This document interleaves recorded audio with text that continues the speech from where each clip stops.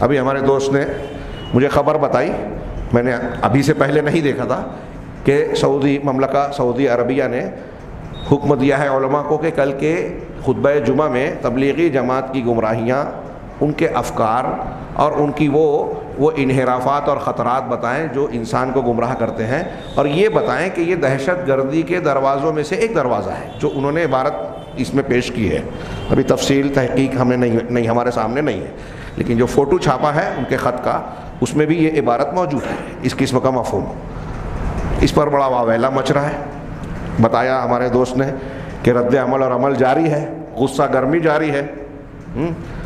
یہ الگ بحث ہے، ہم اس پر گفتگو کر سکتے ہیں کہ عالمی پس منظر میں، منظرنامے میں اس کے کیا اثرات ہو سکتے ہیں، اس کے پیچھے کیا کچھ ہے۔ لیکن اگر دینی نقطہ نظر سے عمومی سطح پر دیکھا جائے، یہ چیزیں بہت پہلے مسلم حکومتوں کو کرنی چاہیے تھی۔ ہاں، ہمارے یہاں سادی، اس میں ایک جملہ بار بار اخبار والے نے لکھا ہے جس پر مجھے شدید اعتراض ہے، کہ خاموشی سے دین کا کام کرنے والا گروہ، خاموشی سے یہ کام کرتے ہیں۔ ابھی ایک ہفتہ پہلے ہم لوگ حیدرآباد گئے تھے، یہی دعوتی دینی کام پہ۔ وہاں لوگوں نے بتایا حیدرآباد سے قریب کا کوئی مقام، میں نام بھول گیا، وہ تیلگو زبان کے الفاظ کا جیسا ہے، اس مقام پر تبلیغی جماعت والوں نے، جماعت اہل حدیث کی ایک مسجد کو، جو مسجد تھی آلریڈی مکمل، اسے توڑ کر زمین بوس کر دیا، ختم کر دیا۔ آج سے 1.5-2-2.5 سال پہلے، کچھ مدت میں کمی بیشی ہو سکتی ہے، آندھرا پردیش میں نلور جاگے کے مقام پر تبلیغی جماعت والوں نے اہل حدیث مسجد کو توڑ دیا اور پولیس اور سارے لوگوں سے مل گئے تھے۔ یہ خبر آن ریکارڈ نہیں ہے۔ پونا کا ایک اہل حدیث نوجوان جو دعوت و تبلیغ کا کام کرتا تھا، غریب بچہ تھا، ایک روز تبلیغی جماعت کے لوگ آئے، آن ریکارڈ نہیں ہے، سارے پونا کے ہمارے اخوان جانتے ہیں، لیکن میں بیان کر رہا ہوں، ہو سکتا ہے کوئی اس پہ اعتراض کرے، سوال کرے، کیس کی دھمکی دے، کیا کرے۔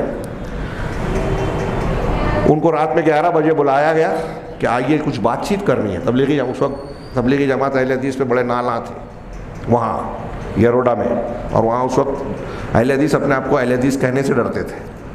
ان کو رات میں 11 بجے بلا کر لے گئے اور آج تک وہ واپس نہیں آئے۔ کئی سالوں پرانی بات ہے، آج تک واپس نہیں آئے۔ خاموشی سے دین کا کام کر رہے ہیں۔ 2 مسجدیں گرا دی، بلکہ واٹس ایپ پہ کچھ لوگوں نے تصویر ڈالی تھی کہ ایک طرف بابری مسجد کو گرانے والے، ایک طرف یہ آندھرا پردیش میں اہل حدیث مسجد کو گرانے والے۔ یہ لوگ کون ہیں اور یہ لوگ کون ہیں؟ حیرت ہوتی ہے مجھے، اور ہم لوگوں کا یہ بار بار کا تجربہ ہے۔ کئی مقامات پر ہم مسجد کی تعمیر کرنے گئے، جلگاؤں میں ایک مفتی بولتا ہے کہ ہندوؤں کا مندر چلے گا، اہل حدیث مسجد نہیں چلے گی، بننے نہیں دیں گے۔ جلگاؤں، مالیگاؤں شہر میں، جعفر نگر میں جب ہم لوگوں نے پہلی مرتبہ مسجد بنانے کے لیے کوشش کی تو راتوں رات جس جگہ پر اہل حدیث مسجد تھی وہاں سامنے محمد مسجد جو موجود ہے، جا کے دیکھیے گا، لوگ بھول جائیں گے، اور کل کے لوگ جو بیان کریں گے تو لوگ مانیں گے نہیں۔ میں آج بول رہا ہوں، اس واقعے سے متعلق سارے افراد تقریباً زندہ ہیں، موجود ہیں دونوں طرف کے۔ خود احناف میں کئی اچھے عوام اور لوگوں نے خود احناف کے لوگوں پر اعتراض کیا کہ آپ لوگ یہ غلط کر رہے ہو، جب پتہ ہے کہ اہل حدیث لوگ یہاں مسجد بنانا چاہ رہے ہیں تو آپ کیوں بنا رہے ہو؟ وہ بھی زندہ ہیں، ابھی ایسے بہت سارے لوگ، یہ خاموشی سے کام کرنے والے لوگ ہیں۔ کیا کیا چالاکیاں، چالبازیاں۔ ہاں، میں یہ نہیں کہہ رہا ہوں کہ آپس میں اختلاف و انتشار کو ہوا دی جائے، یہ کہہ رہے ہیں کہ اس کے ذریعے سے سعودی حکومت کے اس فیصلے سے انتشار پھیلے گا۔ کتنا انتشار پھیلے گا؟ مسلمانوں میں اتحاد و اتفاق ہے، بغض و عناد، جھگڑے نہیں ہیں۔ پتہ نہیں یہ قوم کب علم حاصل کرے گی اور یہ جانے گی کہ اختلاف اور انتشار کی اصل وجہ مسلمانوں کے اندر پائے جانے والا شرک اور بدعات ہے، اور جو ان شرک اور بدعات کو اختیار کرتا ہے وہ سنت پر چلنے والوں سے نفرت کرتا ہے۔ عمومی بات ہے، ہر دور میں، اور علماء سلف خلف بڑے بڑے کبار علماء نے لکھا ہے، بدعتیوں کی پہچان ہے کہ اہل حدیث کو سے بغض رکھتے ہیں، برا بھلا کہتے ہیں، برے القاب سے نوازتے ہیں۔ شیخ عبد القادر جیلانی رحمہ اللہ نے لکھا غنیۃ الطالبین میں، اور ایسے کتنے آپ کو حوالے ملیں گے، اور ہمیشہ برے القاب سے پکارتے ہیں۔ جب بھی ان کو طاقت ملتی ہے اہل حق پر ظلم اور زیادتی کرتے ہیں، مسجد بنانے سے روکتے ہیں، اپنی مسجدوں سے بھگاتے ہیں۔ اپنی بدعات و خرافات کو بالجبر نافذ کرنے کی کوشش کرتے ہیں. ہمارے ہاں مسجدوں میں کتنی جگہ بورڈ لگے کہ بغیر ٹوپی نماز نہیں پڑھ سکتے. شریعت نے جو پابندی نہیں عائد کی آپ پابندی لگاتے ہو, اللہ کے گھر سے لوگوں کو روکتے ہو. خاموشی سے کام کر رہے ہیں. خیر اس پر تو گفتگو ہوگی. ما لہو اور ما علیہ, یہ خبر کیا ہے, اس کے نتائج کیا ہیں, اس کی بنیاد اور پس منظر کیا ہے. ہاں جو لوگ صرف منفی پہلو پیش کرتے ہیں خبروں کے, وہ تمام پس منظر کو دیکھ کر کسی چیز کا تجزیہ کیا جاتا ہے. ہاں ہمارے یہاں جیسا ماحول ہے لوگ اس طرح کی باتیں کرنے لگتے ہیں. ہاں اور یہ چیز جو ہے مسلمانوں میں بہت ساری خرابیاں پیدا کرتی ہے, اور نتیجہ یہ نکلتا ہے کہ آپ اچھوں کے دشمن بن جاتے ہیں, بروں کا ساتھ دیتے ہیں. پورے ملک میں ہم لوگوں کے جو پروگرام چل رہے ہیں, یہ ساری پوری دنیا میں یہی ہو رہا ہے کہ جو لوگ صحیح منہج اور حق پر ہیں ان سے نفرت دلائی جاتی ہے, مسلمانوں کو ہی پہلے ان کا مخالف بنایا جاتا ہے. سعودی عرب میں یہ تھوڑا سا کچھ معاملہ ہو گیا, وہ سینما ہال بن گیا, یہ ہو گیا, وہ اچھا ہے, صحیح ہے, غلط ہے, ابھی تھوڑی دیر کے لیے جانے دیجیے. وہاں بنا تو پورا شور ہنگامہ ہے, مکہ مدینہ میں نہیں بنا, یہ طے ہے. لیکن ایک بڑے عالم تقی عثمانی صاحب نے بیان دے دیا بغیر تحقیق کے. کوئی ان سے پوچھے جا کے کہ آپ نے ایسے کیسے بیان دیا, ان کو بیان بدنام کرے کہ یہ انتشار پھیلا رہے ہیں ایک حکومت کے خلاف غلط خبر دے کر. کوئی نہیں بول رہا ہے. یہی ہوتا ہے جیسے غیر مسلموں کے یہاں سے مسلمانوں کے خلاف ہوتا ہے, ہندو, عیسائی, یہودی فلسطین میں بابری مسجد کو توڑنے میں یہ چھیڑ چھاڑ کریں, مسلمان جمعہ کی نماز پڑھ رہے ہیں یہ چھیڑ چھاڑ کریں, اور بعد میں یہ کہیں کہ مسلمان پھر آتنکوادی, شدت پسند. مسلمان کو اس کا اپنے عبادت گاہ میں یا اپنے مقام پر عمل کرنے سے روکے رکاوٹ ڈالے, اور پھر الزام انہی پر. یہی کام اہل حق کے خلاف اہل بدعت کرتے ہیں. برائیاں کریں گے, مخالفتیں کریں گے, روک لگائیں گے, اور اگر ادھر سے کچھ ہوتا ہے تو شور ہنگامہ کہ دیکھو انتشار پھیلا رہے ہیں. بدعت کے خلاف بولنے پر پابندی اور بدعت کے پھیلانے پر کوئی پابندی نہیں. محرم الحرام کی تعزیہ داری, ربیع الاول کا یہ روزانہ فجر کی نماز کے بعد شور ہنگامے کے ساتھ جو ہے نعت خوانی, شرکیہ کلام کا بالمجاہرہ اظہار.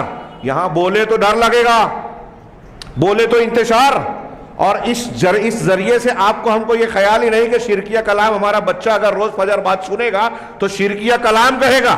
جیسے ہاں بہت سارے ہمارے اہل سنت کے بچے شیعوں کے بیچ رہتے رہتے علی کا پہلا نمبر بولنے لگتے ہیں اور سمجھتے ہیں کوئی بات ہی نہیں ہے. ان کا عقیدہ ہے شیعہ اور رافضیوں کا. بہت سے لوگ ہندوؤں کے بیچ رہتے رہتے ہندوؤں کی زبان بولنے لگتے ہیں, گنپتی بپا والی نعرے لگاتے ہیں کہ ان کے بچوں کے ساتھ کھیلتے کھیلتے یہی سنتے ہیں.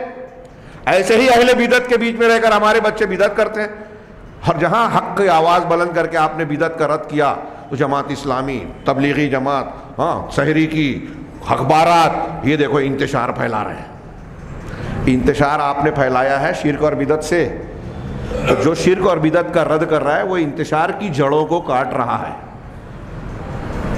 فی نفسہ ہی اس کا سیاسی منظر نامے میں کیا ہوتا ہے ابھی ایک دوسری بحث ہے, لیکن بدعت اور بدعت کے لوگوں, بدعتی لوگوں کو ظاہر کرنا, لوگوں کو متنبہ کرنا شریعت کا فریضہ ہے. میرے بھائیوں سن لیجیے, سعودی حکومت نے جو کیا ہے نا, کہ غلط کو غلط بتاؤ, گمراہیوں کو ظاہر کرو, لوگ دھوکہ کھا رہے ہیں تو بیان کرو. یہ تبلیغی جماعت کا معاملہ میں نے کئی مرتبہ بتایا کہ تصوف کے حوالے سے جو ان کے واقعات بیان کیے گئے, وحدت الوجود کا شرک اور کفر پھیلا رہے ہیں. ایک بزرگ ایسے تھے, یہاں بھی ہیں, آسمان پہ بھی ہے, ان کے اوپر شریعت نہیں ہے, رسول کی کیا ضرورت ہے, ہم ڈائریکٹ اللہ سے سن لیں گے. اس قسم کے واقعات میں نتیجے کے طور پر بیان کرتے ہیں جو صریح شرکیہ باتیں, کفریہ باتیں, رسول کی بے عزتی کی باتیں ہیں. ان کے تبلیغی نصاب میں موجود ہے ایسے واقعات.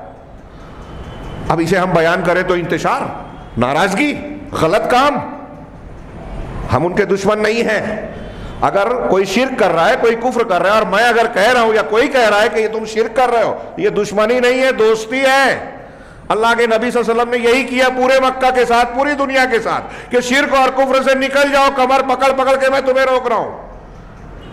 کفار مکہ نے, سرداران قریش نے اپنا دشمن سمجھا رسول اللہ صلی اللہ علیہ وسلم کو. کیا رسول اللہ صلی اللہ علیہ وسلم دشمن تھے؟ رحمت للعالمین تھے. ان کو بھی جہنم سے بچانے کی کوشش کرتے رہے. تو اگر کوئی کہہ رہا ہے نا کہ یہ شرک اور کفر ہے, اگر ہم کہہ رہے ہیں کہ تبلیغی جماعت, تبلیغی نصاب میں بہت ساری خامیاں ہیں, تو یہ سعودی حکومت نے جو کیا ہے یہ پہلے آدمی نہیں ہے. خود دیوبندی حضرات میں جو بڑے بڑے علماء کرام ہیں, قابل عزت, ہم سب کی عزت کرتے ہیں, ان کے ایسے بیانات آن ریکارڈ موجود ہیں جو بیان کرتے ہیں کہ اس میں بہت ساری ایسی چیزیں ہیں جو صحیح نہیں ہیں، اسی لیے اس کے بعد کے ایڈیشن میں پہلے کے ایڈیشن کی کئی چیزیں کٹ کی گئی ہیں، اس کے باوجود بہت ساری غلطیاں ہیں۔